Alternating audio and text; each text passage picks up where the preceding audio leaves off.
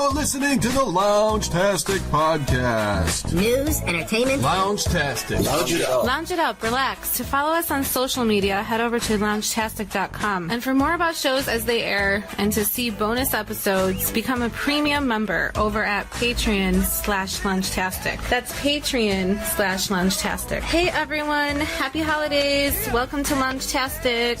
All that's amusing in the world. A show that's all about the amusing in the world. News, entertainment, and more. I'm Mila from Loungtastic.com. Joining me is the man who loves to make you laugh from Loungtastic.com, Lawrence Hurstel. I'm here with Mila Tastic. What we hope to do is to entertain you and have you coming back for more. Hey everyone, welcome back. I'm here with Ryan Sather. Asked Ryan on board because he's got such a great voice, and I thought we'd give this podcast another shot here as we've been off the air for a couple days here, just with holiday and going to concerts and such. What I'll do is I'll offer a recap of Below Deck Mediterranean Season 3, Episode 7 here. This episode was more impactful than most episodes because we got a lot of intrapersonal relationships, caused some explosive reactions. Two department heads, Conrad with the exterior and Hannah with the interior, decided that they liked each other and that they would date. And it hasn't caused a rift or a problem until now. The captain is noticing, and she's talking, and she's just saying, hey, you guys cannot be going on breaks together because it shuts down the whole management system of the ship. There's no managers. When the captain's not there and both department heads are missing, it allows everyone else to kind of slough off and do whatever they want to do. Yeah, and this is like maybe my fourth or fifth episode watching this crazy show, and it's been a hot, sweaty weekend, and I'm just kicking back in our nice crib with my sunburnt shoulders, and I'm just kicking back and trying to figure out what the hell's going on. Now, my friend Mila also got burnt. I don't know how both of you guys got burnt, but I didn't put any sunblock on yesterday at all. I just remember trying to stay in the shade, and Mila and I were kind of walking around in the sunlight, and then Ryan was the first person to find some shade by one of the festival shacks. Yeah, it was next to a cooler, so with ice in it. That was like, I was going to say locked up in a door, but we opened the door and wished we could have just took it. It was interesting spot for the ice. That shack that was there by the exit, we were kind of chilling by the exit.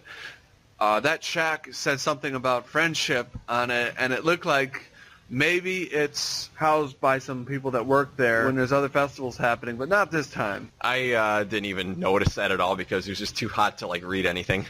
Yeah. And then I started thinking about groundskeeper Willie. Ah, you did. And then we were sad he wasn't there. I kept looking for him. I was like, groundskeeper Willie? Yep. I didn't hear him like yelling random stuff anywhere. So we had a concert. I got us tickets to Bishop Briggs, Bush, Dashboard Confessional, Neighborhood. I got to say that... And AWOL Nation.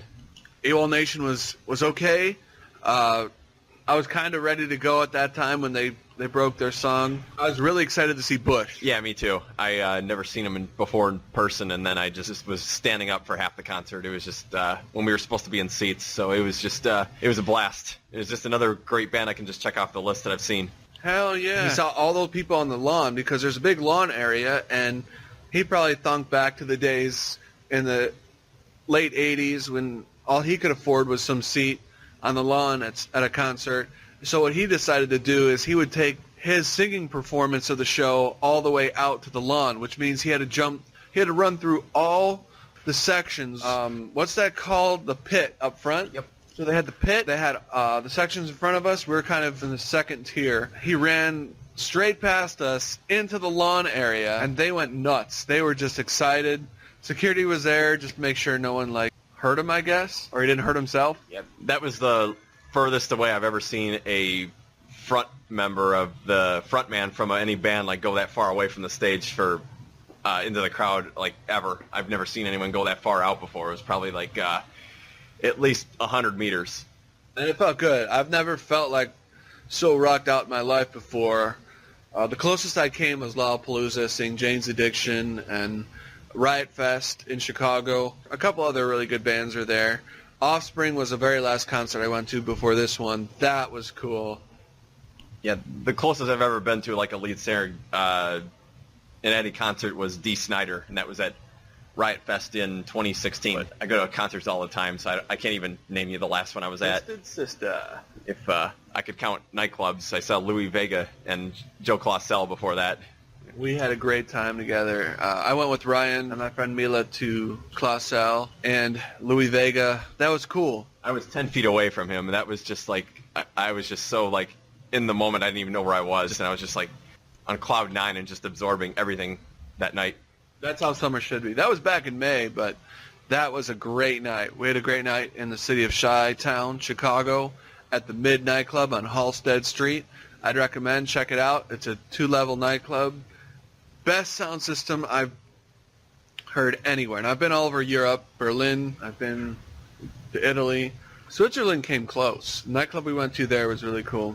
They were playing Chicago-style house there. So I would say that this summer's been cool. I wanted to get out. For those living in the Midwest or up north, anywhere where it's chilly, you guys know what it's like. It's cold. It's like super cold. And this winter was harsh. It was like, it took a while to get here, but once it got here, it planted itself, and it didn't leave until like mid-May. Yeah, my heat, I had to turn off the heat like early May. Like I had to have it on all the way until as late as May, and that was I was just wondering when that was going to end. Yeah, it was almost surreal when it finally happened, because I remember optimistically thinking in March, okay, any day now it's going to be warm, spring's going to arrive. Yeah, I was the same way. It just would not arrive, and even like when baseball season started, it was still snowing, and I was just like, come on. Now, it's kind of good that we're jumping in here, because we're kind of at the 60% mark of this season of the show, so we kind of got to the meat and potatoes of everything. The last 2 episodes are kind of boring, just complaining guests. A couple things happened on the first episode, but for the most part, I was kind of excited. I feel pleased with this episode. Conrad and Hannah are dating, and it's awkward because they're both department heads. Conrad's in charge of exterior people, and Hannah's in charge of the interior gals. So there's no law or rule against it. It's just frowned upon. This dating thing happens. I used to work in a casino, and they had a rule on regular employees not being allowed to date their supervisors, but that was the only thing I was familiar with. I work for a company now that doesn't have any rules about that stuff, so I'm not really up to speed with the rules they have on this boat. That's fine. I mean, I'm learning too. I didn't know about the rules because that's never happened before. There's never been a love interest between them. Now, this is as awkward as it gets because Conrad and Zhao have been into some spats between each other. Zhao doesn't want to take instruction, and Conrad doesn't want to take the time to understand Zhao's concerns. I reached the conclusion that Zhao is a little too worried about things he doesn't have to be worried about. Zhao suggested that they have a guard on at night for the boat, and that's never happened. This is like the 10th installation. If you combine these 3 episodes with all the seasons of Caribbean, they've never had anyone had to really guard the boat at night at port. Yep. So when young people are working together, they naturally gravitate towards wanting to kind of give attention to the other people on board because you get lonely, you're kind of isolated. Hannah and Conrad are kind of touching each other here, and we see them rolling up towels, and Conrad thinks it proper to stick something, a matchbook or something, in Hannah's underwear. Yeah, and this is where I'm trying to figure out what the hell's going on this show. Rightly so, rightly so. See anything this extreme, like insane. Where I work. These are called super yachts, and I don't remember the exact definition, but it's something to the effect of if a ship is over 100 feet or 90 feet or something, it's considered a super yacht. And Sandy, at the beginning of the first episode, suggested that this particular yacht, is $80 million. But I don't see $80 million. I could see $20 million, $25 million. I don't know where the $80 million comes in. That could be like my retirement money. I would sell the boat. Yeah. I read the longest article I read online was, I think it's called boat.com or boat.org, and they just released an article that says all the ins and outs of yachting, and it was inspired by the show because everyone had questions, and sure enough, it suggested that these people we see the guy in the blue shirt here, who's departing the ship now, the main charter guest, Derek, he spent between $150,000 and $200,000 for 3 days aboard this vessel. A lot of money for a middle-class guy like me. The type of people that rent these boats mostly were tech industry guys, people who invented something. Also in the Shark Tank, what did Kevin O'Leary do? He invented software? I'm only familiar with him being Mr. Wonderful. I don't know how he got so wonderful. Who knows? I think he got Mr. Wonderful because he's one of the sharkiest sharks that ever sharked on Shark Tank. Pretty much. So this was an awkward gathering here because usually when they meet for the tip, roll call for the tip, the money is given and they don't talk about people specifically. It's just how the charter went. Last time, Captain Sandy said, "You guys did a great job. It was wonderful. You made the guests smile, and I'm proud of you. Very proud." This time, Sandy's is going around and she's saying to everyone. She says to Conrad first. She says, "How was it? How was everything?" And he said, and the camera pans at Joe, and then it goes back to Conrad, and he just wants to be diplomatic as he can be. So he says, "Good," like a boy that just stole his sister's candy and is about to get caught. Sounds for it. very good. So Captain Sandy says, "Great job. I just want to say to Casey, you took it up a few notches. You decided to make your work ethic better. Great job. Great job there." And Chef Adam jumps up and says, Hey, how about a round of applause for Casey?" And everyone's clapping, and then we kind of notice, if you look close, Hannah is not clapping. Yep. Hannah can't get over that Casey lied on her CV, her resume. So they caught her in a lie because she didn't know how to do anything. Like, she couldn't even make a cup of coffee properly.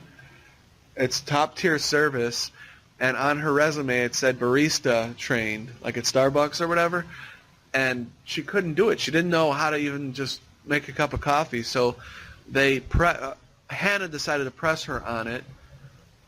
And if you listen very closely to the first few minutes of this episode, Hannah says, "Man, I can't wait to fire her."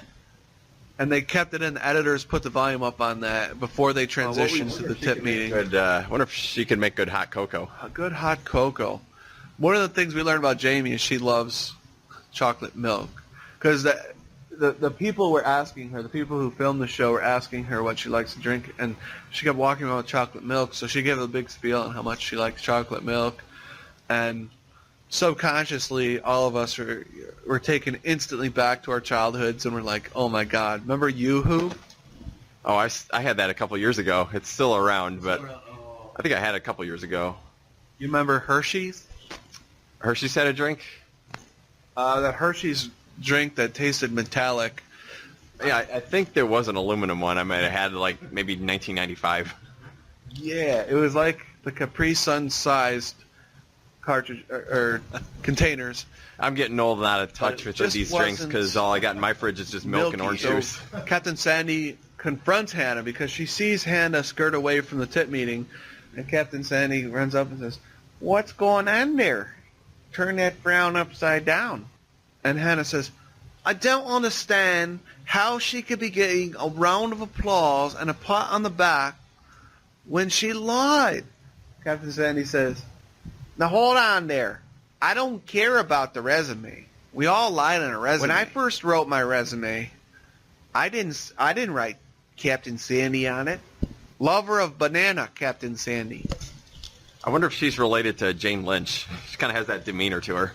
She did remind me of Jane Lynch, too. On the first episode we ever saw with Sandy, which was the second season, Captain Sandy was eating dinner with the new crew because they were getting to meet each other.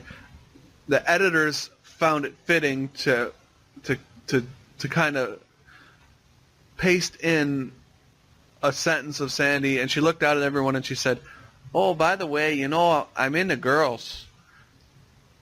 And then the very next thing she said was, "Well, I don't want to ruin your meal by having your boss here, so I'm going to be on my way." And she stepped out. Wow. So Hannah has had some problems with some of the people on the boat. They did a flashback back to one of the first couple episodes where Zhao and Hannah are in an exchange with each other. And they're just reminding us that Hannah doesn't play well with everyone. Not everyone responds to her management style as she would like. She kind of expects people to respect her off the bat. I got to pay more attention to these dialogue because I keep staring at the table at the food, and I'm like, ooh, there's Pringles on the table. That's funny. It's cool. It's a sour cream. Yeah. Yeah, I would get carried away too, like almost 50% of it in one too. This is the kind of crap I would put in my stomach when I was a kid. Hey, once you pop, you can't stop. That's right. I remember those commercials. I remember the Pringles commercial where I think the song was like, "Ooh, Mao Mao, we got the Pringles down," or something like that. And then I had a teacher, her last name is Mao, so I was like, that we started thinking of the Pringles commercial when I had that teacher. So I was like, okay. Ooh, mama, ooh, mama, mama. Yeah, I got to go on YouTube and see this commercial again because it's been like 22 years since I've seen this commercial. Oh, it's out there. I like the old commercials on YouTube. Yeah, everything's on YouTube. I binge YouTube when I'm cooking in my kitchen. Do you? Yep. Just on cooking stuff? Not really, but maybe like instructions on how to broil or something because my apartment hates it when I broil. Oh, yeah, the little sensors go off. We are detecting a broiler. Somebody is trying to broil. Quiet, Alexa. Oh, it's my smoke alarm. It thinks it's Alexa. It sounds like Majel Roddenberry from Star Trek: The Next Generation, the computer voice on this ship. So it's the like, battery. It's like beep beep fire. The battery needs to be changed. Please pamper me. Then I'll turn it off, and I think it says like I don't even remember what it says because I'm like got my ears plugged in, but it's like fire, good, like a caveman. Or like the voice on Star Trek's ship, the computer voice, which is probably why we have Siri now because of Star Trek. Hell yeah. We might have to have spaceships pretty soon because of Donald Trump's new Space Force. What do you think of that? I was too busy thinking of Star Trek now. It kind of reminds me when Barack Obama was doing a speech and then impromptu, completely unrehearsed, out of nowhere, looked over at Joe Biden and says, "And I hereby elect Joe Biden to cure AIDS." Everything was quiet for a second, and then everyone started clapping. Do you remember that at all? No, but towards the end. I just imagine Joe Biden has that really big grin on his face like he always does. He had a look like, what? It was a time when I liked Jimmy Fallon, so it had to be over 3 years ago, because I found the Colbert Nation, the real Colbert, not the Colbert from The Daily Show. I did not like his overly done sarcastic attitude on the... I last watched Jimmy Fallon when they had the Saved by the Bell reunion skit.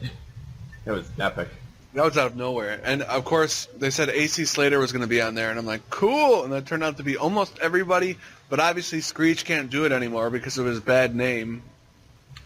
They won't let him on the network because of his adult porno activities. Oh, I'm not even familiar with that because it's one of those things I don't want to know, and it's like, why even bother trying to look up what he's up to? Because You want me to explain it? Not No, really. not right now. Not really. Too late. You'll have nightmares.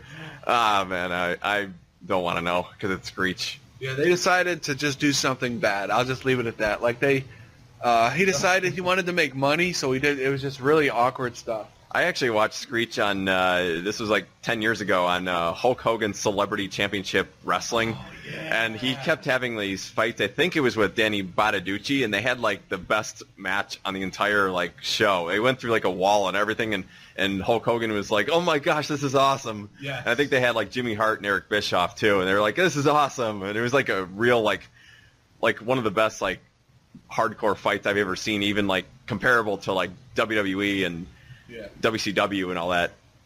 That's cool. I remember that show. So you must have been watching in parallel with me too. And I remember that show, and obviously good things don't last, but do you happen to know if that exists on YouTube right now? I would imagine so. I haven't even tried looking it up yet, but everything's on YouTube, so I would say yes. There's been a couple times I wanted to see where Ryan got started.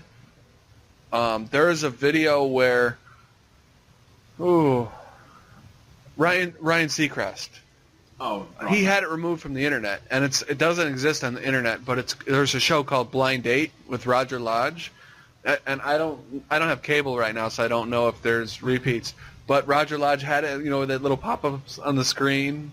Is that the Therapist Joe? Is that the show that was on UPN? Yeah. I remember the song for the commercial. It was like Blind Date, Blind Date. Yes. I remember that part. I never watched. I think I watched an episode or two, but I just remember the song. It was mocked on Mad TV and SNL. They made fun of it. Whoever came up with that Blind Date song probably made a fortune. So they never warned us, too. There was no preview or anything, but when Ryan Seacrest was first on TV, the very first second he was on TV, it was a blind date setup, and it was with the worst date ever. And it was probably embarrassing for Ryan, too, so he had it pulled, and it was pulled from YouTube, and it was pulled... It can't be found on the web. If I saw it again, it would bring me tremendous enjoyment. But Ryan Seacrest went on a date with this girl, and it was legitimate, and she was like the worst thing ever. She was complaining to the waitresses and waiters. She was rude to Ryan. She was demanding of him. He couldn't get a word in edgewise because she kept complaining about everything. And he was cool the whole time, just like he is on any show right now. He was as cool as a cucumber, and it was before American Idol was even a thought. And they do the part of the show where they ask if they want to see the person again, and they went to her first, and she's like, "No, I don't need to see him." And then it was his turn. He's like, "No, I'm good." And then he walked away. I had never heard of this, actually. I first heard of Ryan Seacrest when I was maybe like 15 years old, and I thought he was supposed to be this like hip host, but I'd never really watched like American Idol until like the 4th season, so that was like 3 years after that. Wow. It's supposed to be Brian Dunkelman and Ryan Seacrest. That I didn't even know that name. I thought that was the funniest name I've ever heard. What was it? Brian Dunkelman. Oh, that's weird. I know it was American Idol. I thought it was kind of a silly show. I thought it was like karaoke gone awry, because when American Idol first started, it was terrible singers, and it was just one good singer for every 20 bad singers, and it was kind of like a train going off the tracks.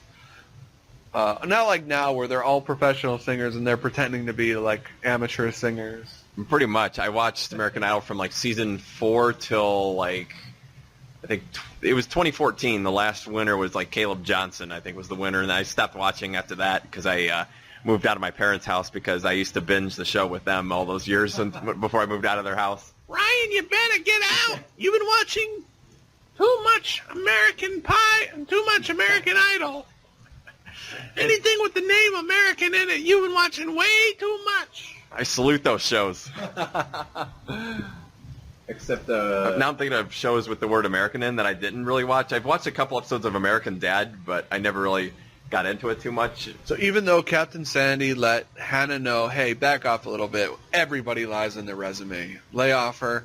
The thing that matters is that she is stepping it up now. She was lazy on the first couple charters. She pretended to be sick, in my opinion.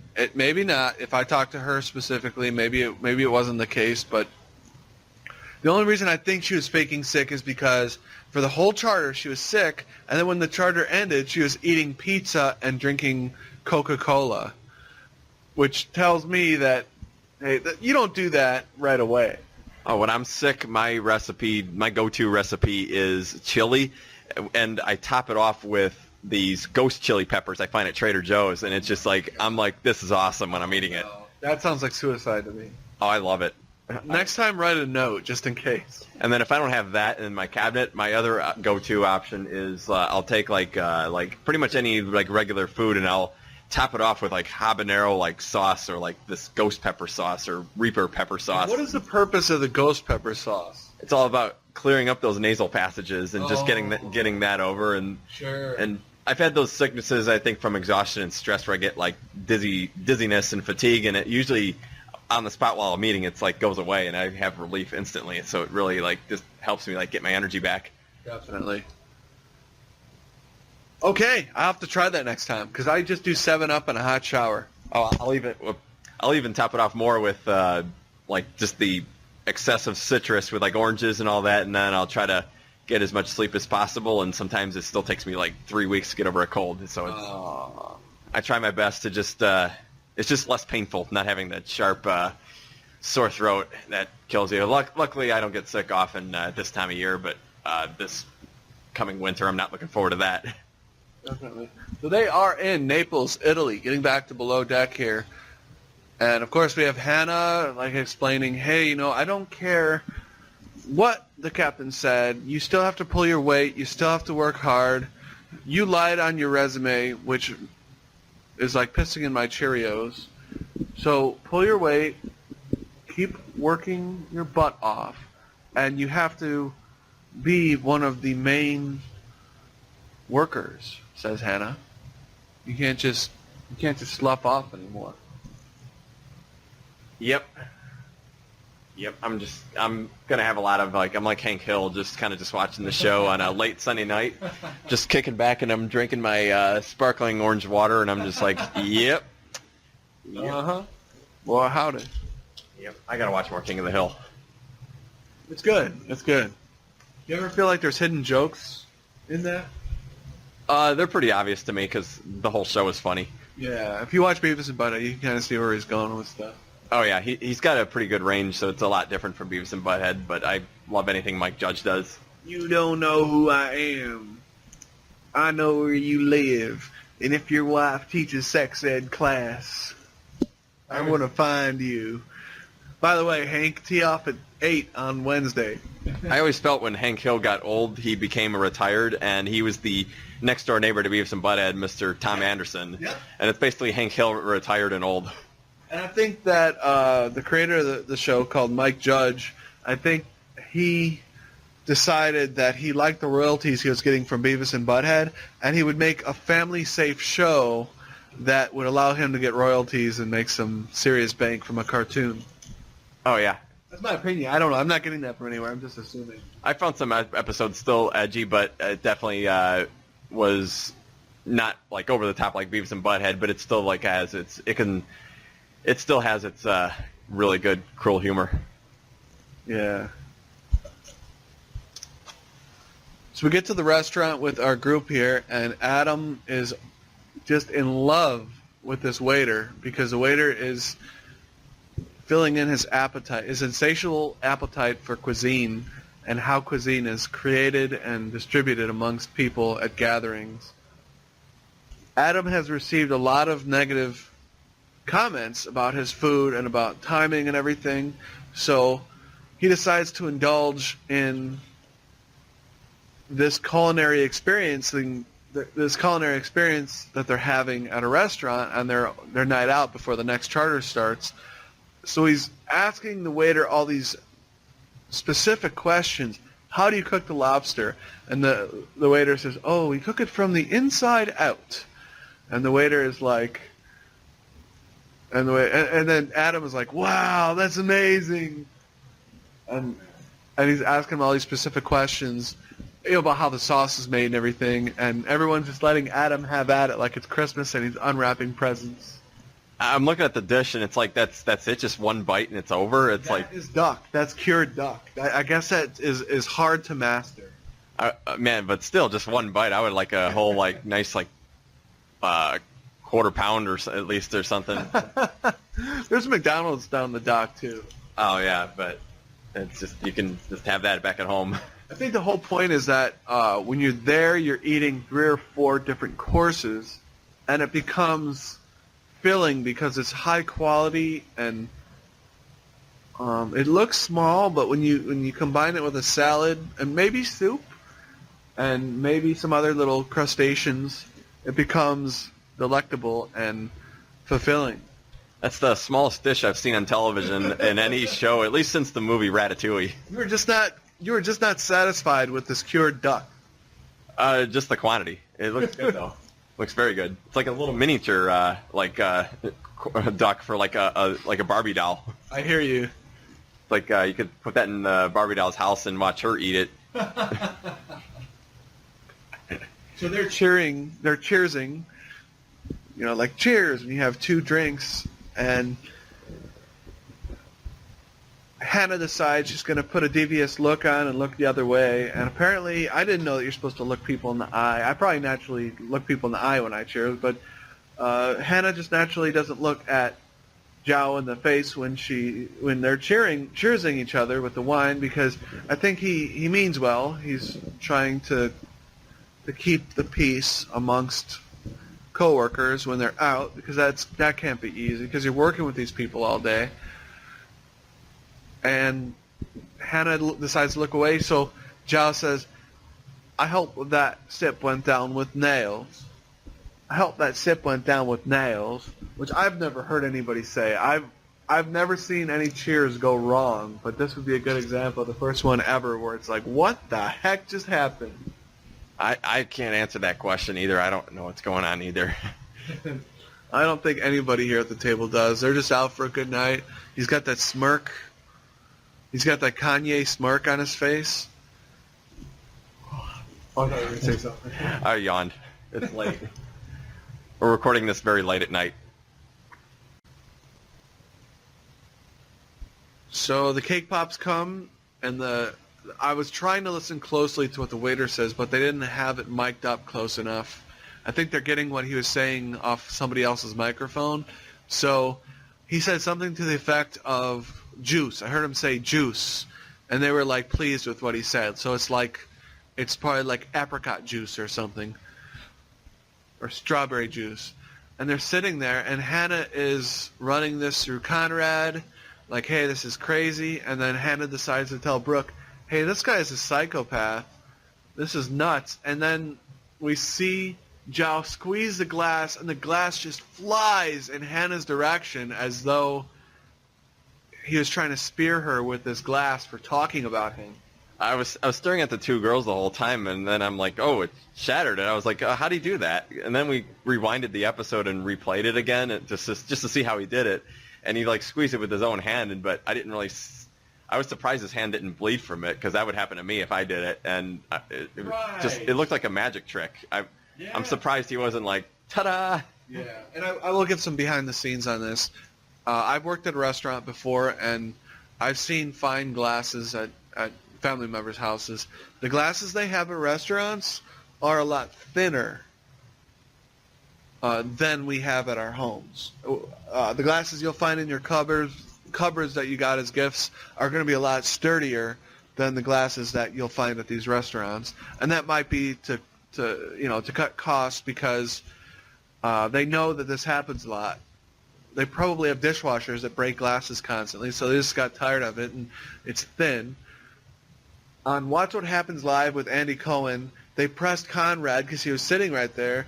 One of the viewers called in and said, hey, did he mean to do that with the glass? Or in his defense, like he says on the show right here, he says it just happened. He said it just happened. It was not on purpose.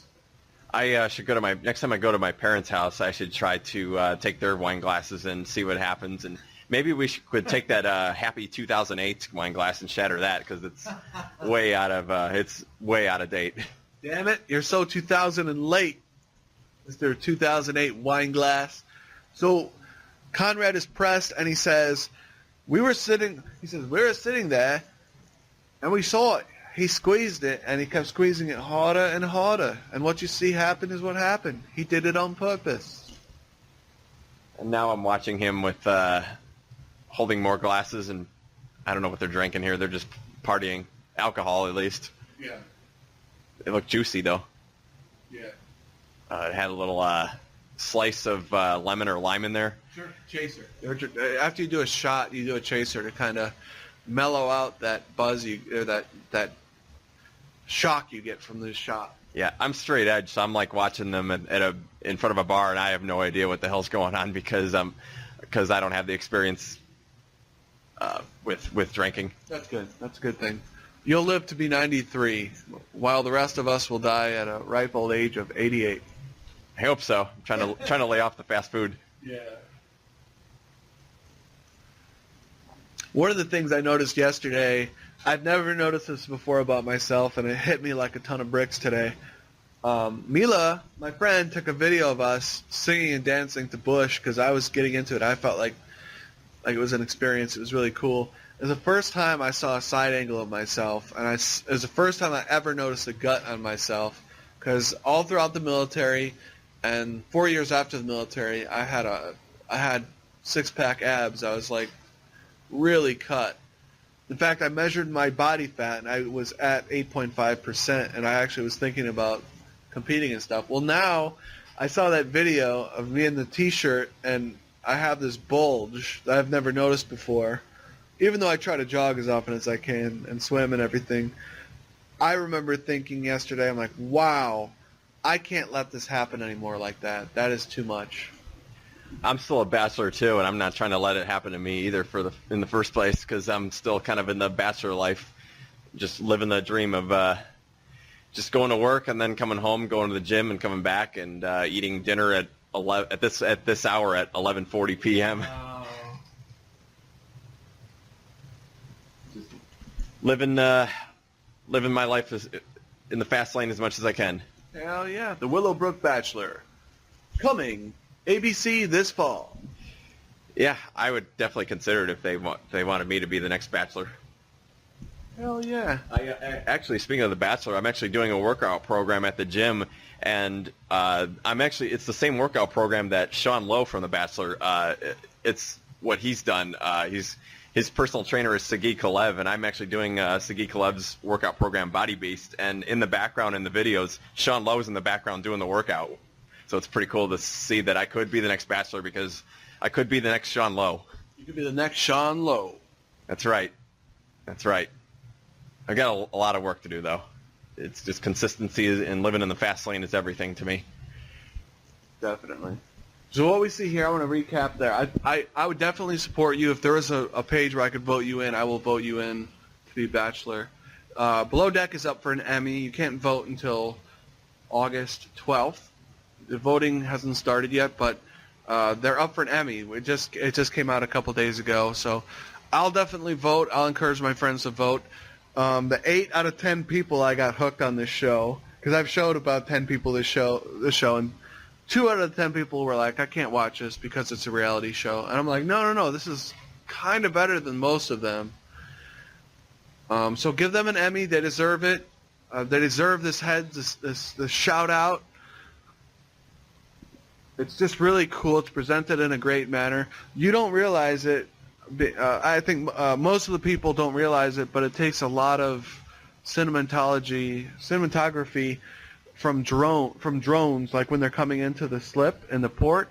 The drone has to be overhead, and they have to have drone pilots and video operators in the right spot at the right time, and the shots underwater have to be scuba divers. You do see them sometimes, but you can't just get underwater shots without a team with you.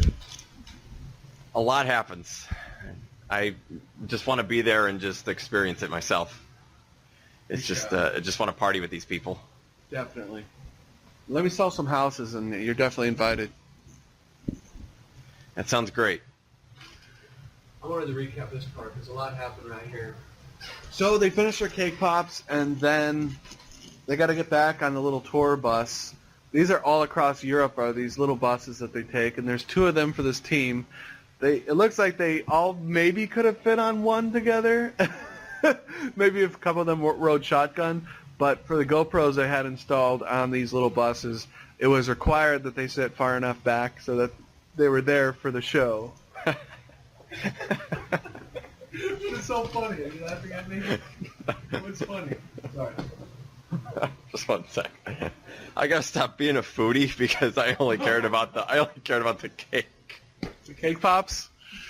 What the hell's a cake pop? I thought they were like blow pops, or like Tootsie Roll pops, because I would have had those. I could just get those at like Walgreens. Yeah. Yeah, and all it is little cake batter inside, and they're cooked, and then they put frosting on top, just like a cake is made, like a little cake, and people pay insane amounts for those little things. And we'll have like Halloween candy in Walgreens very soon because it's like July, so it should be very soon. Yeah. I gotta try probably make my own cake pops. Maybe look up a recipe now.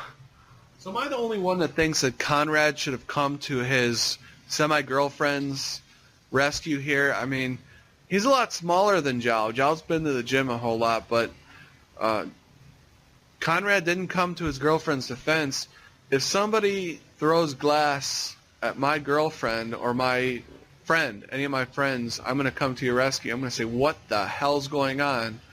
And everyone at the table was shocked at first, then they just kind of laughed it off. This guy's like Pauly D. He kind of just carries himself that way. Yeah. It's Zhao, right? Yeah, the guy sitting in there with the two girls. I'm trying to press you to say Zhao so the audience knows. Zhao. It's a good, yeah. Because when you're saying this guy, it's like, huh? Who?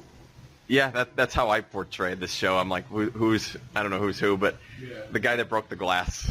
I'm sorry. Oh, that's right. I didn't realize. It does take a while to get everyone's name because you haven't been watching from the start like I have, but Zhao. Zhao is his name. Like Zhao Wow. So they kind of brushed up Hannah and Brooke. And Brooke is drinking too much. She's new to yachting and everything, so she thinks she's just going to drink like crazy. Pre-game, game some more, drink, and this is the third time they've been out on this season, and she still can't stand up. She's not really passed out, just incapacitated, just falling down for the third time here. If you can't handle liquor, just do it. Yep. Seen a lot of this on television, just the scenes where they're partying, and there's always one that just has a little too much. Right. One that can't handle it, too. That's right. And the rest get to watch. So Brooke is on this wicker chair, and she's starting to tip over, and she just kind of, for the third time, they know this is like the Leaning Tower of Pisa. It's the Leaning Tower of Brooke. She's falling, and everyone's watching, and she becomes the center of attention. Hannah wants to have some fun because, when you fall asleep, people have the right in college to draw a dick on your forehead. It's just a rule. It's an unwritten rule. Or to pose with you in pictures in this case. And they're all posing with pictures. And now the guy that just threw glass at someone's face is coming up with this chivalry, this male respect for women that came out of nowhere. And Hannah isn't having it. She's saying, oh, so now you can pick and choose when you can be a gentleman. Yeah, a lot happens, and it's all group work. It's a lot of group work. They're posing, and then Zhao says, hey, don't take advantage of that girl. She can't defend herself right now. She's asleep. How dare you take a photograph of her? Yep, here comes the fighting. Zhao is starting to piss people off again. So then Hannah comes up to him, and she's trying to explain the rules and how Zhao can't do a double standard where he's expected to act one way, or Zhao's expecting everyone else to act a certain way, but he doesn't have to abide by chivalrous actions. It's just everyone else, not him. He's like Mr. Helpful, Mr. Hero, only when it benefits him. Yep, that's the Zhao way, and it's not really working. So he decides to call he decides to call Hannah a cock-juggling thunder cunt, which is probably the worst thing you can call a girl because I can't think of anything else worse than that. You're calling her a slut. You're saying she's been with a lot of guys, and you're basically, and the C word is pretty crazy too. To call somebody that means you're going down to the bottom of the barrel of things that will offend a woman. Yeah, I've had some bad breakups before in my past too, and I never gone that route. I didn't want to sink lower than the other one, than the girl. Definitely, it's good. Take the high road. Yeah, that's what I was trying to do, is the civility, which I just don't be Zhao. Civility, that's a good word. We saw that on Bill Maher a whole bunch. He was like, civility, which I've never seen him do. It seems like Bill Maher is trying to abide by some rules set forth, maybe by HBO, maybe himself. I don't know, but it looks like he's trying to make everything smooth here. Oh, yeah. Definitely my favorite talk show host definitely my favorite talk show host. I can't get enough of Bill Maher. He's cool. I take him with a grain of sand now because sometimes he says things that are a bit outlandish. I don't agree with what he's saying about... I don't want to get into that subject right now because I'm a realtor and I got to be careful. Yeah, not a problem. 'Cause I'm trying to keep it pretty good here, just in case my employees discover this podcast. Don't want to go too far with whatever. Oh, okay, yeah. No, I mean, it's freedom of speech. In my opinion, this podcasts are catching fire. It's fun. It's good to get... For me, like right now, I'm past the nervous stage. When I first did the first few podcasts, I was nervous. I was like, oh no, what if I sound a certain way? Now I'm to the stage where I'm like, it's actually kind of addictive to do podcasts because I'm speaking my mind, and I don't really care what people think. You guys can leave negative comments, negative reviews. Haven't gotten a negative comment yet, but everything's been neutral. Everything's been like, okay, good. That's it. Yeah, that's good. Yeah. So they board these little tour buses back, and the whole time Brooke and Casey have been on Zhao's back about which one that he wants to be with because they both are interested in Zhao because they have the end of the season left. They have a few weeks left with this guy, maybe a month, and they want to see if the fling is going to turn into anything because girls want to know where they're at. Well, Zhao refuses to answer, and he just kind of ignores them and kind of just smiles and laughs it off. So we see Conrad and Hannah in bunk again. This is their third time sleeping together, so they've had sex 3 times now since they first met each other on this season. Captain Sandy is kind of turning the blind eye. That's just funny they're having sex in the workplace on a boat, too. Like sex on a boat. That's right, and it's strange because they're supposed to be the lead. They're supposed to be the managers in charge. They're supposed to be representing something to aspire to. And believe it or not, Conrad is not too many far steps away from being a captain. Because when you're a bosun like he is, that puts you in position to be up for captain. Bosun is right before. I mean, you're a bosun. You have to be a bosun for a few years, in charge of the exterior crew, and then when you've earned it, you get a chance to get the lessons on moving the ship and everything, and you can become a captain. I did not know that. I'm no boat expert. I just went to school, studied graphic design, so I mean, I never would not know that from the get-go. Sure, that's fine.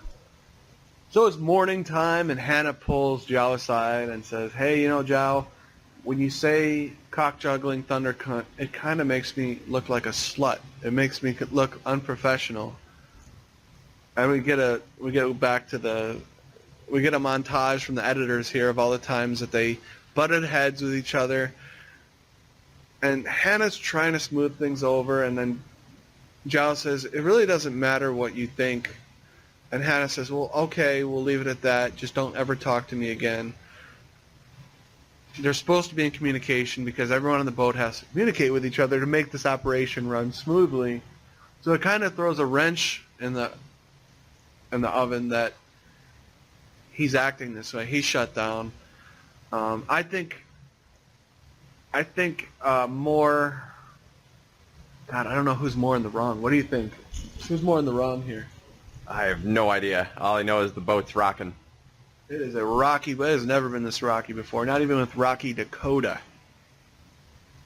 Rocky Dakota was a brand new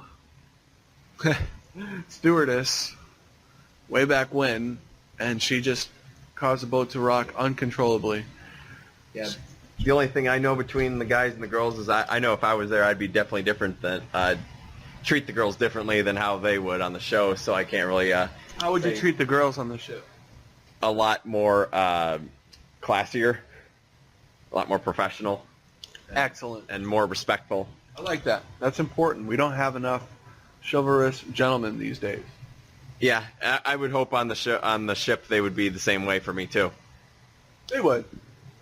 The girl, I mean, everyone goes in this with the expectation of you have a job to do, you have a task. Women have more anxiety in situations because they're, in my opinion, I should say it's my opinion because things are changing now. The feminist outlook is you shouldn't say women are more feeble than men because it's just women are just women, men are men. Don't give women a doubt. Give them a full chance, full respect. The tangent I was going with is that women might feel more uncomfortable because they're on a boat with all these guys, and you have to develop trust with all these guys. Unlike with guys, we don't have to have that. It's just you just go and do your thing. With women, they're like, oh God, I hope I can trust the people, you know? Yeah, I've even seen like on Facebook, a lot of girls will change, not reveal their last name, but have their middle name too, and I think they kind of have that concern. I noticed that too. Yeah, I noticed it like years ago, and I was still like in school at the time, and I was like, why are they doing that? And I didn't get it at the time, but I don't do it even today because I just feel comfortable, but I kind of see that others don't feel the same way I do. There used to be a saying somewhere, a recent saying. It was something to the effect of, behind every pretty girl's profile, there's 11 thirsty guys following her every move. Oh, and anytime I had a crush on a girl, like I find myself feeling like 100 guys feel the same way I do, and my chances are like 1 in 100 to land that girl. I can definitely feel like it's definitely true. I always find myself liking popular girls. My technique with women is I let them know I like them. I put myself out there. I make the moves, and if they show disinterest or if I know for sure that nothing's going to happen, I immediately block them on social outlets because if they're going to dislike me, I'm not going to pursue something that doesn't matter. And if I don't block them, then I have the opportunity where I know myself. I might be checking their profile and what they're doing and everything. I have ex-girlfriends that we might still have been friends on Facebook, but I think to myself, this is just not going to work for me. I'm going to be checking theirs. They're going to be checking mine. It's just a situation that's not going to work out well. I don't know if I'm going to talk about my history with dates, girls, because I've blocked girls before after breakups, and nothing really happens because we just don't talk to each other anyway ever again. So yeah, I got nothing to add to that. Okay. So Brooke says, what happened last night? Well, I don't even know. And Hannah says, you freaking blacked out for a third time. And Brooke's like, oh no! How did it happen? Hannah says, you need to start watching what you're drinking because you're drinking way too much. She looked like she was almost smiling in bed too. Yeah.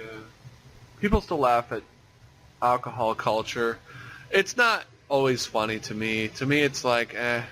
And people think it's funny to say, I blacked out. Oh, I drank so much I blacked out. Well, that's not really humor. That doesn't really solidify you as a worthwhile person because you blacked out.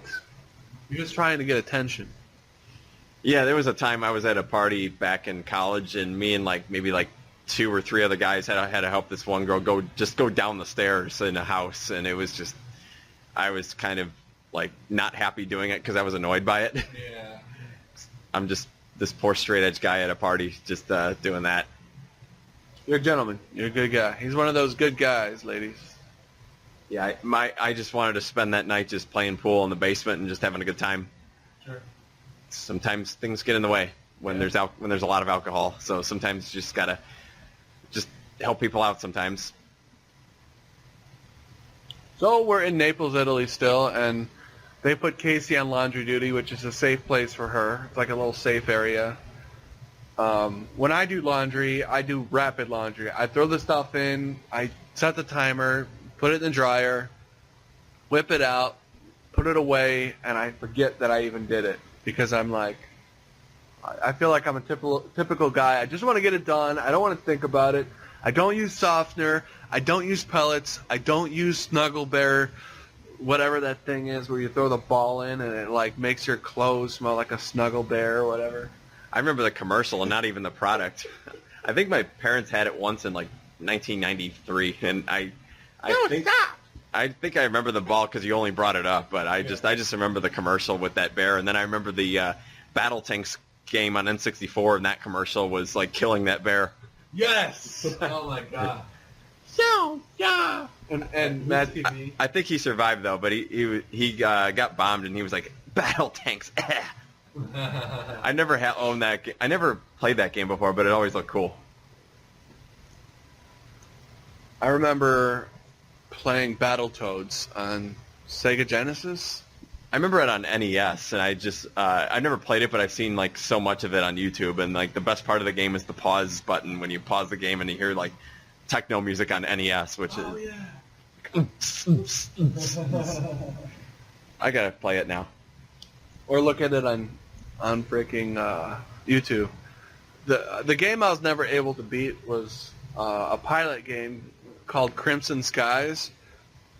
I didn't beat it because I was in tech school and I was learning to play it. Crimson Skies is about, I guess, this girl is kidnapped and you have to go save her. And you have to keep flying these World War II planes, and you have to keep completing these missions. Well, I got to the worm mission, which I think it's about 70% into the game. And I can never get rid of the worm because this giant worm keeps attacking you and you can't get away fast enough. And I could never figure out his vulnerability. So recently I looked up on YouTube what's it called, a run-through? A Let's Play. Or, no, it's called walkthrough, yeah. So I saw some on Twitch or something. And I'm like, so that's how you get the worm. Something stupid like you should have his eye or something. I don't know who could figure that out on their own, but the worm kept attacking me. Of course, like with any game, like with Mario Brothers or whatever, you attack it and then you have to run. Or Dr. Robotnik, remember like Sonic the Hedgehog? You attack it and you run. But the worm was too fast. The worm kept getting me. So I remember thinking, I have to beat this game. I have to save the princess. And unfortunately, that was not a chapter I could complete on my own. I had to watch someone do it on a walkthrough. Yeah, it's a good world we live in now with YouTube, because in the 90s we would have we would have been lucky if the game had a player's guide or a strategic guide, if we had that too. But otherwise you would have been at your own wit. And I remember playing Super Mario World when I was maybe 8, or maybe not even that, maybe 6 or 7 years old. And of all people, the person who helped me and my brother beat the game, just defeat Bowser in that game, was our babysitter at the time, and she knew how to beat it. And then we were like, oh, okay, nice. So we had to shoot those wind up Koopas, throw them up, and hit Bowser. We never even knew that until our babysitter showed us how to do it. That's hilarious. And then it took me forever to beat Super Mario Brothers 2. I played it on Super Nintendo with the All Stars Mario game, and throwing the vegetable at the right time at Wart. And then I figured it out and I mastered it. And then I could do it on NES, and NES was always harder than Super Nintendo. So then I did it on both platforms. That's awesome. But you're a vegetable throwing fool. YouTube has made it so much easier now. The games need to be more difficult than ever, and then with YouTube, and now we can still be challenged with it. That's awesome. Very inspiring. Makes me want to go play Nintendo again. Oh yeah, I was lucky with Legend of Zelda: Ocarina of Time having that strategic guide, because I remember the boss inside that. I think you're inside a whale. It's like the third level. I would not have known how to beat the boss in there without the boomerang and the sword or whatever I was doing at the time. Sure. That's awesome. I remember Zelda. I remember everyone being excited because you can fish on that game. That was the most exciting thing for a while. Somebody said, you can fish on Zelda. I was like, cool. Yeah, I think there was a eel or something in that fishing level, and I think I one time got it, and I don't even remember what happened in the game because it's been like 20 years. Was it a mean eel? It was like the only eel in the whole pond. It was just some eel. I wish it was like huge, but I think I got it was like a new luring thingamajig. I don't know what. A new lure? Yeah, you get points for doing stuff in Zelda. I remember that. And the clerk behind the counter in the fishing level looks just like this one friend of mine. So that I met like in 2012. So it's kind of funny that he looks exactly like him, almost to a T. They're back on the boat, and Adam says in his narration, "I've never been more motivated in my culinary experience than I am now to actually cook a great meal for these guests." And it's like, Adam's like, "It's my time to finally shine." Yep, and the girl doesn't seem too excited. What's her face? What's her name? Casey. Casey. Yeah, Casey doesn't look too excited about it. So 16 hours before charter, and they're getting ready. Hannah and Conrad are going on their date together, which isn't against any specific rule. It just goes against kind of the etiquette of the shipping industry. Is you probably shouldn't date people who you work with. Period. Anyway. Yeah, if I tried, I don't know how that would have gone. 'Cause I don't think that'll ever happen. It's not a good idea. It's not a good idea. Oh yeah, because you got a Russian girl you're working with. There's plenty. There's girls from all over the world that work for my company. We're a global headquarters. Yeah. Have they tried to get with you or date you or whatever? I don't think so. There was one girl I used to talk to a lot that's not with the company anymore, but I cannot remember where she was from. But then I randomly ran into her at like a swing dance ballroom like right before she left the company, so it was kind of funny. Small world, right?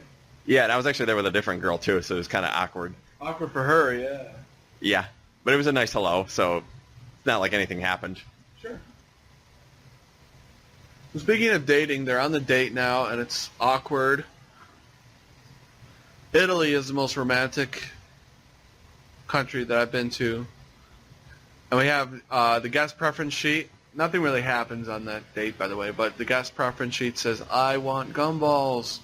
And as long as I have gumballs, everything else is optional. I love gumballs. They're addicting.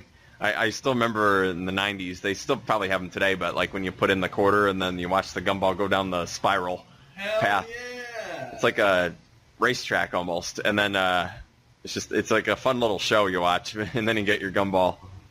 And then the gumballs at my barber's place are nothing exciting. They're just a little simple machine, and I'm always hoping I get the white gumball because they have like the best like mint flavor to them, and I always get like a different one. And sometimes they're rock solid. Sometimes you get a prize if you get the white gumball. Oh yeah, they're rare, but they're worth it if you can get it. It's like that almost like a winter fresh like flavor to them. No, I mean I've seen signs on there that say "Get the white gumball, win a free lunch." I think I've seen it one time. It's been a long time, but yeah, they're out there. I think it's at White Fence Farm at the restaurant. It says if you get a white gumball, you're set. You get a free lunch. I just drove by White Fence Farm today when I was out running errands. Yeah. Joliet? In Lamont, I think technically, or Romeoville. I was. What kind of errand is out there? Running shoes. What kind of running shoes did you get? I got Mizuno's. They're very nice, and I'm going to be running in them for many more days to come and many more years to come.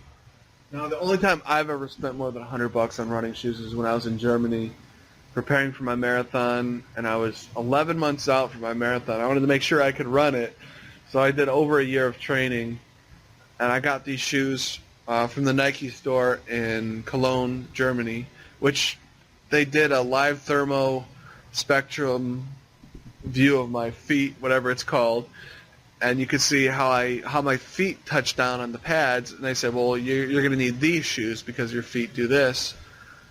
And they call it prognate, if I'm not pronouncing that wrong. Germany has like one of the world's largest road races I think of all time, the J.P. Morgan Chase Corporate Challenge out in Frankfurt, Germany, and I've only competed in the Chicago one pretty much every year in this decade. So, and it's like 27,000 people, but the one in Germany I think it's over 30,000. So it's like a lot of people love running out there. Definitely, and they're serious about the running. We must run more efficient. We are the Germans. We made BMWs, Mercedes-Benz, and the best German toes you ever seen in a sock. That's right.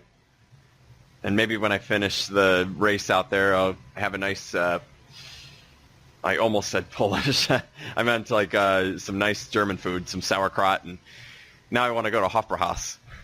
It's good. It's good. And the schnitzel is as good as you would hope. Oh, I love schnitzel. I've had it at Chris Kindle Market in Chicago. I keep plugging the Chicago events, but I haven't been there in years, and I want to have myself some nice schnitzel on a cold December Sunday afternoon. That sounds perfect. We'll do it in December. For sure. I want to treat a lady there, too. So we have these guests, and it's right back to where it was at the beginning, where the guests are demanding, and they're all talking about, hey, can we have our gumballs? And then the other guest shouts, I hope they're white. They better be white. Oh, no. The guest shouts, they better not be white. And sure enough, the only gumballs on the ship that they provisioned for them happen to be white gumballs. Oh, man. I hope the flavor is still good, though.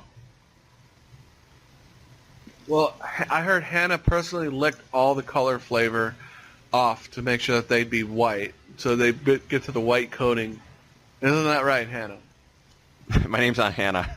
Hello there.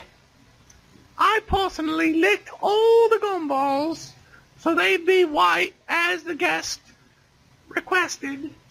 I remember this one toy I got at Burger King when they had the Burger King Kids Club. It was like a little prank toy. It was Lingo's gumballs, and then it was actually one of those prank snakes that come out of the capsule or container. So I was just thinking of that too, because that was just a memorable toy of mine that had to do with gumballs. That's hilarious. It's like that can of nuts. The thing jumps out. Seems like today the meek mothers of America would not allow their kids to play with something that popped out like that. I guess it traumatized them too, so they were like, no more of that. See, this is the part of the show that I like when they're cruising. Part of what makes this experience worthwhile, in my opinion, is to have the boat at full speed, at full cruising speed, out in the middle of nowhere, because it adds an element of risk. Because if I'm paying $150,000, you better put that boat on full speed. And the best hot tub that I've seen, the best placed hot tub is on the front of the ship on this particular episode. Usually I think the hot tubs are in the back, but in this particular case, they're underway and they're able to use the hot tub, which I'm glad there's no rule against. And they're able to have their drinks and look out. She's kind of got her body arched forward like she's flying. So it gives you the thought that you're flying.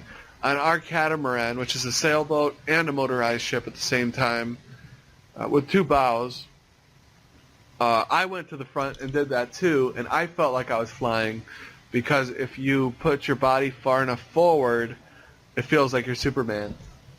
Yeah, that is awesome, because if I was on that boat, I'm gonna be staying in that hot tub all day long. It just looks so tempting. It's got to be a blast to just fly and be in a hot tub.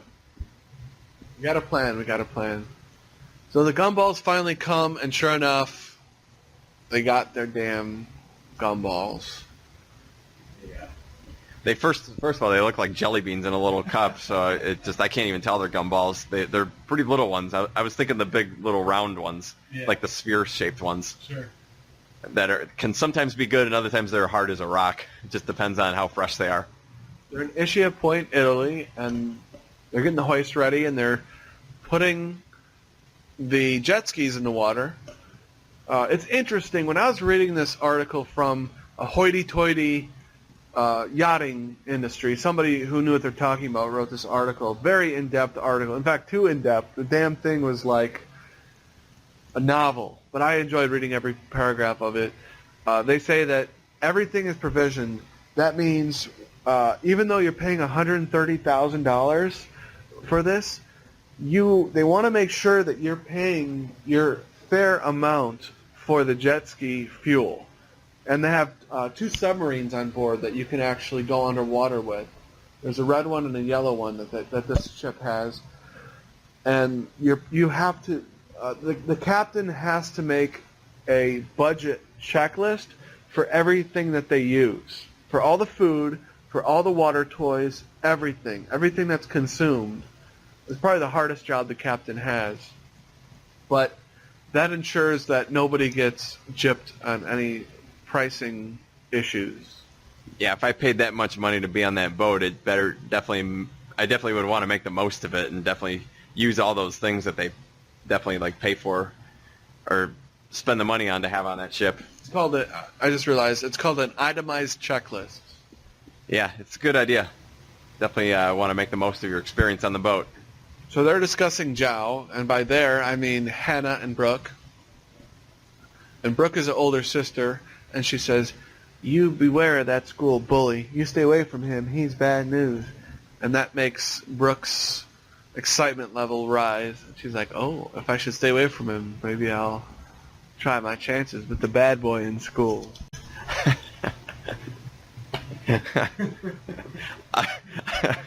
I don't even like Zhao's haircut. Yeah. It's just kind of looks a little young. He looks a little too old to have it. A little douchey. Yeah, it kind of looks like the haircut of like a college freshman. That looks like Zach Morris. Zach Morris made some really funny facial expressions on Saved by the Bell, especially when he's like a face of disgust and he stares right at the camera. It's just He breaks the fourth wall. It's just hilarious when he does that. And when he's angry, he has a really funny angry face. I almost would like laugh in front of his. If I really pissed off Mark Paul Gosselaar and he started yelling at me in my face, I'd laugh at him because of his eyebrows. Definitely. I could see it. I wouldn't blame you for it either. Especially with that voice, he just sounds like so young. Sounds like a lot of the protagonists in all those Disney movies in the early '90s. Almost has like a really young what's his face? Did the voice of adult Simba, Matthew Broderick. The voice of adult Simba.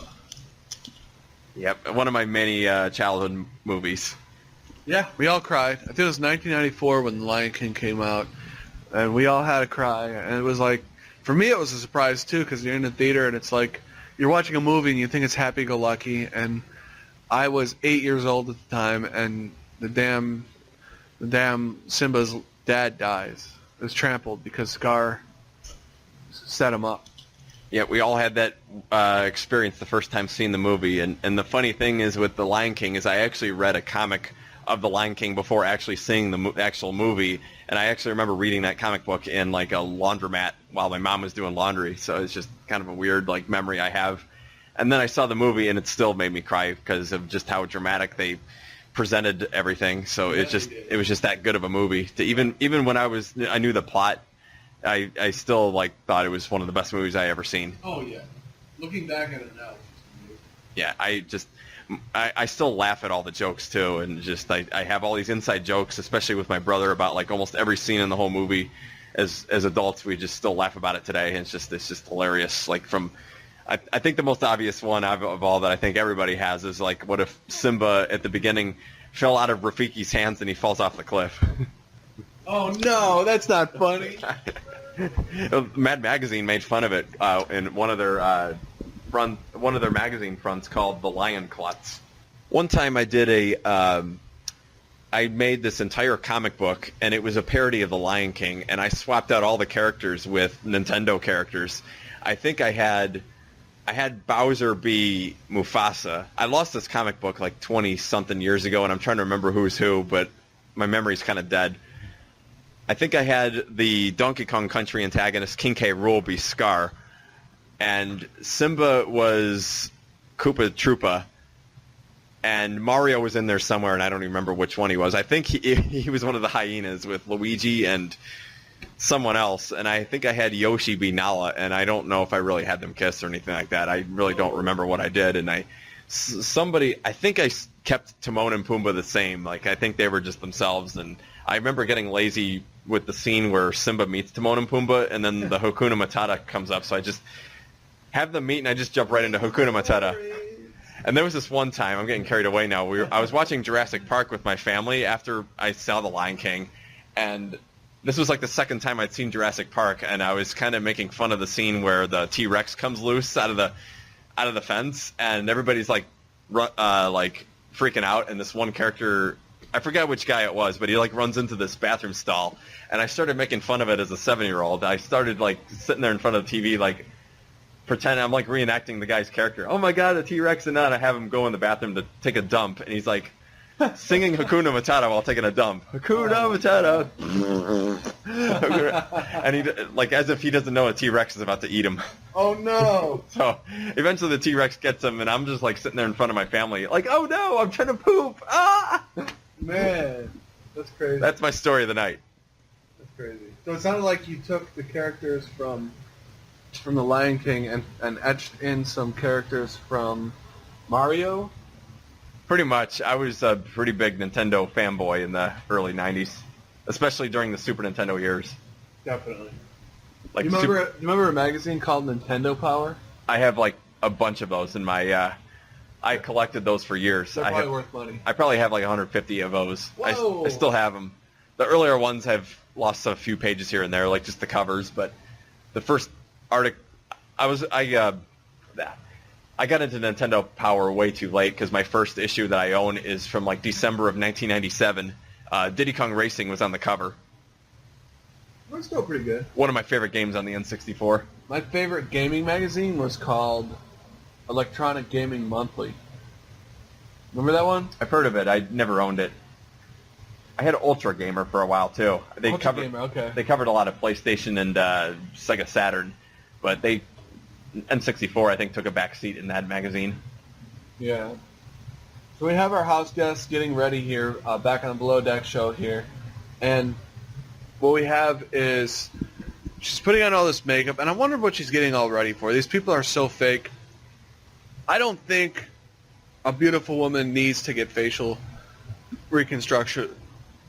I don't think a beautiful woman needs to get facial reconstruction surgery. She should just keep what she has, and it makes you look worse to get all that plastic and silicone drilled into your face, in my opinion. Oh, we were talking about the plastic surgery in people's faces now? Yeah, I realized they all got plastic surgery. Yeah, the main guest guy looked kind of... For some reason, I thought he looked like Steve Young, and in real life, he doesn't have plastic surgery. Steve Young doesn't have plastic. Yeah, I just said that. Yeah. I know, but the way you said it wasn't clear. Oh yeah. Because the subject was the guy, not Steve Young. Oh yeah. I don't know his name. His name's Primary Charter Guest. The primary charter guest. The primary charter guest to me looked like Steve Young. Yeah. And then the guy with the little flavor saver looks like AJ from NSYNC. Is it weird that I know one of their names? Oh, I was thinking, for some reason I was thinking Hanson. I was like, what? I was like, who's AJ? I don't even know who AJ is. So the guests are ready to eat, and it's 9:54 p.m. We see the passage of time because they expected to eat at, 9 or 9:15? So then Captain John Elway comes down here, and he throws down. He's got to throw a Hail Mary for his team here. I've never seen a guest run in the kitchen like this. It's unbelievable. He runs to the kitchen and he's like, "Where's my meal? My friends want to eat. What are you guys doing?" And then it cuts really quick to Zhao says, "This chicken has a weird smell to it." And real quick, Conrad says, "That's veal, mate." And he says, "Oh, no." He says, "No, it's chicken." And the other guy says, No, it's veal. It's definitely veal. You're eating veal." I gotta have veal on that boat because my only experience with veal is my old roommate at the time overcooked veal, and then I had to eat it really tough. And then I was like, I'm not eating veal ever again, but I guess that I'll have to try it again on that boat. Did you at least have some sides that kind of worked? Gosh, this was years ago. I think we did. I'm guessing like maybe coleslaw or something. Yeah. So here we are in the coming up on Below Deck, which it's 2 weeks. We have to wait 2 weeks for the next episode. From here, we're only a week out, but from the last episode that we saw here, they can't do one during the July 4th week because it's a holiday. But they're going to have a Below Deck that returns on the 10th of July, and we're going to see Brooke looks like she's about to make out with Zhao, which is strange because she is just all in for this guy. There is no turning back. It is like, I like the bad bully, the what's that guy from Happy Days that everyone wanted, who was a bad guy? Oh, I don't know. The Fonz. Oh, okay, yeah, I remember him, yeah. Hey! Yeah, somebody in high school in my art class was making a clay sculpture of his head. with the little do-up that he had? I think he tried that. I was just making Dwayne Johnson because it was just not too difficult to make. No, not at all. I miss the art days. You remember the art? You could just make anything. And oh yeah, my brother even made a Mike Ditka head with a cigar in the mouth and everything. Even awesome. The gym teacher wanted to buy it off of him. Hell yeah! I made a Spider-Man mask that I took a lot of time with. I wish I would have kept it. I mean, I don't know why the hell I would spend 3 class periods making a perfect Spider-Man mask, and then I just kind of let it go. I was like, whatever, I'll give it to the art department. I was sad in 6th grade doing my clay. We were making clay, and I was trying to make I was actually trying to make the alligator in Diddy Kong Racing. His name's Crunch. And he didn't survive in the clay oven. He didn't survive, and I was so sad that time. Oh, that's too bad. Because I thought he looked fantastic, and then there was one thing in the oven that didn't make it, and it happened to be mine, and I was sad. Damn it! And we're gonna have to try to remake that alligator. Oh yeah, one of my favorite racers in that game. Expect a lot more from us. Thanks for listening to this podcast. We really love the support and love our fans give us. If you have a minute, check us out on iTunes and leave a review. And if you don't want to do that, maybe next time you're talking to your friends about similar subjects, you could mention that you had fun tuning into the Loungtastic podcast. And we can get a fun interactive community going on. Really, that's all. Thank you guys so much. We appreciate the support. And if you don't want to do any of those things, it's okay. We're really happy you're listening. Thanks. Well, to wrap things up and say thank you for joining us. This is Ryan and I's first podcast together. Ryan, you've done a wonderful job today. It is our July 4th podcast. Had a wonderful time with you seeing Bush perform and Dashboard Confessional. We got to be one of the first people that saw Bishop perform, Bishop Briggs, which is a great performer. I really liked her. What did you think of Bishop Briggs? Very energetic, and she made the most of her performance because she was going to perform on a smaller stage. Then they promoted her to a bigger stage, and she made the most of it. Yeah, and she said, hey, they just put me here, which I found weird because her band was all set up hours before the show started, so they I don't know. I guess I don't know how fast things work at concerts or not, but I guess I figured that she was exaggerating a little bit. But I didn't have a problem with Bishop Briggs, and we hope that you continue on with your success, and it looks like you're original, you're energetic, you're exactly what we need now in this climate. I thought you were going to get political with us at the show because you started to say to the audience, someone told me not to speak my mind, and I'm like, here we go. She's going to say something about Trump.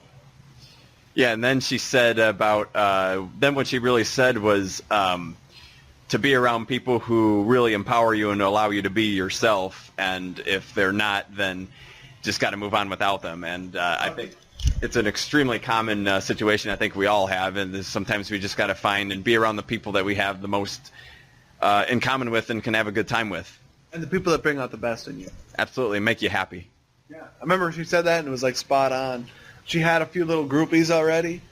I've never heard of Bishop Briggs. I think that's cool. It's kind of cool to see a rising star. It's like One of my favorite things to do is see stand-up comedians on these late-night shows because they've just broken in the night they're on these stand-up shows. They may have done a year or two of stand-up in their hometowns or whatever, but the fact that they're able to be on the late-night show means that they've done something really cool and they've made people laugh. And they're ready to take that next step in their career and make some serious money from it.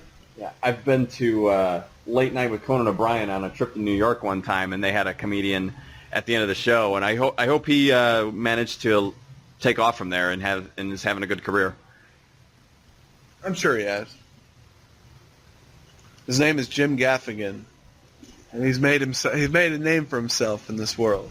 I saw Nick Offerman was at that talk show that day, and I had no idea who he was at the time, and he was just this one angry fan that didn't laugh at Conan's joke, and then they showed the camera to him, and then years later I was like, oh, it's Nick Offerman. I did not know who he was at the time. And did you know that he was playing a part when you were at the show? I think at the time, yeah. But then he had this show years later called Parks and Recreation, which then I was like, oh, that's the guy I saw at Conan O'Brien years ago. Yeah, Nick Offerman grew up in one of Ryan's hometowns, Joliet, Illinois, and he's from there, and I'm just like, oh, wow, that's another coincidence, because I saw him when I was out in New York City on a vacation, and he was out in New York, so it's just funny how all that worked out. Nick Offerman, I would like to have a drink with you. Ryan and I will have a drink with you next time you want. You name the time and the location, and we'll do it. Your mustache will get all soaked from alcohol. It already smells of the bourbon that I drink on a daily basis. I'm sure a lot of things have been in that mustache over the decades. You don't think I have a good Nick Offerman impression? It's good enough. Good enough for the Loungtastic podcast. Well, the new show comes out on July 10th, which is cool. So we'll have a couple days here to chill, and I hope everyone has a safe holiday. If you all decide you want to blow firecrackers off, please be careful. Please have a trained pyrotechnic professional teach you the proper way of doing it, or just have them do it. That's probably better. They just let them do it. No missing fingers. We don't want anyone to get hurt. Have a wonderful, safe, warm, joyous, family and friend-filled Independence Day. For sure. Enjoy the 4th of July, because we sure will, and I'm gonna make some good jambalaya and enjoy the pool on a hot day and watch some kick-ass fireworks. We're going to enjoy Ruth Lake, which is the best fireworks display I've seen anywhere. I can't get enough. I've seen it. 2-year tradition now. What caught my attention is my balcony always lights up. Like, there's tons of light. It's not happening on this side. It's happening over there. It's happening on this side of the building, but it's so bright that my entire balcony lights up here. The trees light up and everything, and you're wondering what's going on. I remember the first time I was wondering what's going on, so I walked around my building, and sure enough, this Ruth Lake Country Club, which costs as much as the Beverly Hills Club, was just the best fireworks display I've ever seen. Yeah, I have yet to see it, so I can't wait to see it this year. You'll join in the tradition, and I'm sure it'll be something you'll see years down the line. The reason it's so nice is because they have unlimited funds there. It costs $100K a year to be part of that club, just like Beverly Hills. It's some ridiculous amount. That's the cost it is to be on the below deck ship. Let's see. Do you want to be on a golf course in Hinsdale, Illinois, or do you want to be on the seas in the Mediterranean by Italy for 3 days? Oh man, that's a tough call, because I'll be golfing in Hilton Head Island later this year, so I might have to change it up and take my chances on the boat. Have a wonderful holiday, everyone. Have a good holiday, everybody.